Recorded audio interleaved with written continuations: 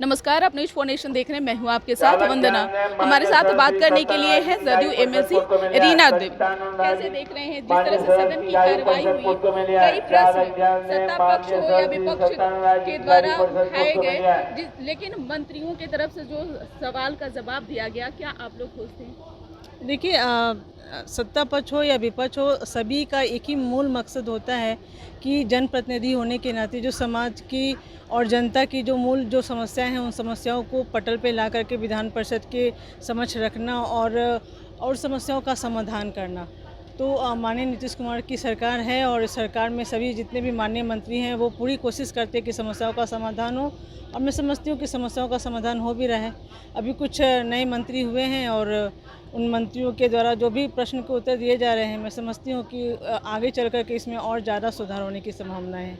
निश्चित तौर पे कई सदस्यों ने यही बातों को कहा। सवाल यह भी है कि जिस तरह से अभी अभियंता पर कार्रवाई की जा रही है, लगता है आने वाले समय में भ्रष्टाचार पर अंकुश लगेगा बिहार में।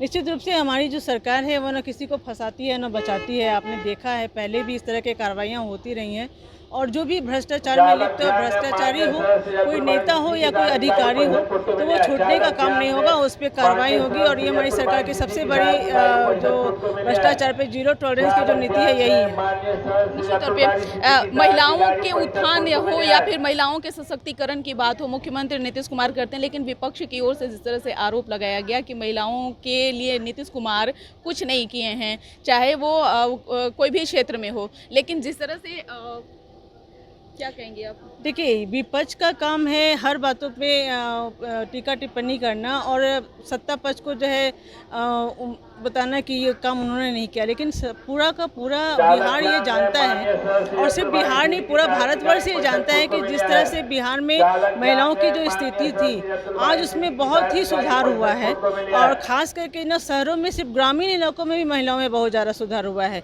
जीविका के माध्यम से जिस तरह से ग्रामीण इलाकों में जो सुधार हुआ है, उसका तो उदाहरण ये है कि भारत सरकार ने इसे आजीविका के स्वरूप में बृहद रूप से उसको बढ़ावा देने का काम किया है।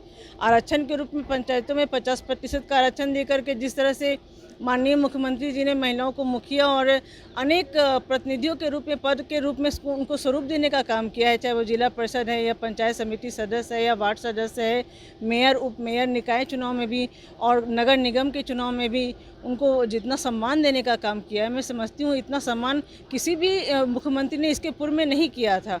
खास करके हमारी महिलाओं को पढ़ाने के लिए छात्रवृत्ति, पोशाक राशि के साथ साथ उनको 35% सरकारी रोजगारों में देने का काम किया है, पुलिस की बहाली में देने का काम किया है। तो मैं समझती हूँ जितना काम हमारे माननीय मुख्यमंत्री जी ने किया है महिलाओं के लिए खास करके, उतना तो काम किसी भी मुख्यमंत्री ने इसके पूर्व में नहीं किया। रीना जी, जिस तरह से बजट सत्र चला सदन में, काफ़ी लंबा रहता है, जनता का भी उम्मीद होता है कि अधिक से अधिक जो है हमारी समस्याओं का निदान हो। आपने क्या क्या सवाल जो है आपके रहे सदन में, क्या उन सवालों का जवाब से आप संतुष्ट हुई? जी देखिए, हमारे जितने भी प्रश्न हुए थे, चाहे वो हमारे नाले के उराही के संदर्भ में हो या जो है कोई पीसीसी ढलाई का कार्य निर्माण के संदर्भ में हो, तो उन सभी का सकारात्मक जो है उत्तर आया था और मंत्री जी के द्वारा। और मैं समझती हूँ कि हमारे कार्य जो है वो पूर्ण हुए। और नालंदा, चूँकि मेरा नालंदा क्षेत्र आता है और नालंदा में हमारे माननीय मुख्यमंत्री जी ने बहुत काम किया है, तो मुझे ज़्यादा कुछ करने की आवश्यकता नहीं पड़ती। हम लोग सोचते हैं उससे पूरी काम हो जाता है।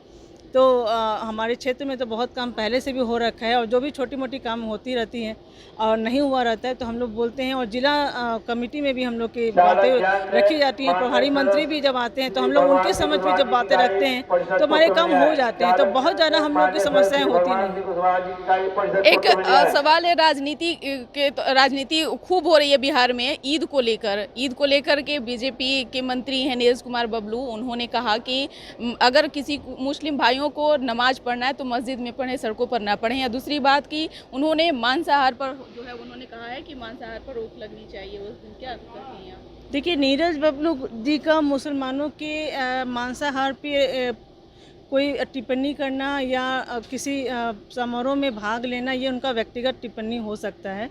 पर जहाँ तक हम लोग माननीय मुख्यमंत्री जी को देखते हैं या बिहार सरकार को देखते हैं, तो वो इस तरह की बातों से बहुत दूर रहती है। और आपने देखा होगा कि जब तक बिहार सरकार में माननीय मुख्यमंत्री जी का पदार्पण हुआ, जब से इस तरह की घटनाओं में रोक लगी है, हिंसाएं नहीं हुई हैं, कभी भी हिंदू मुस्लिम तरह का कोई भी हिंसात्मक कार्रवाई नहीं हुई है, मतलब खिलवाड़ नहीं हुआ है, कोई गतिविधियां इससे जुड़ी हुई नहीं हुई हैं। जहां तक हुआ है इसमें बहुत रोक लगा है। तो मैं नहीं समझती हूँ कि हमारी सरकार की ऐसी भी कोई मंशा है जहाँ पे हम लोग हिंदू मुस्लिम को लड़ाई लगवाने का काम करते हैं या उसको दोनों को अलग समझते हैं। हमारे लिए पूरा बिहार एकता के साथ एक सूत्र में बंधा हुआ है और हम लोग सभी को एक नज़रों से देखते हैं, एक समान नज़रों से देखते हैं। बहुत बहुत शुक्रिया बात करने के लिए। तो आपने सुना कि क्या कुछ कहना था जदयू एमएलसी रीना जी का। अपना ओपिनियन जरूर कमेंट बॉक्स में दीजिएगा। धन्यवाद।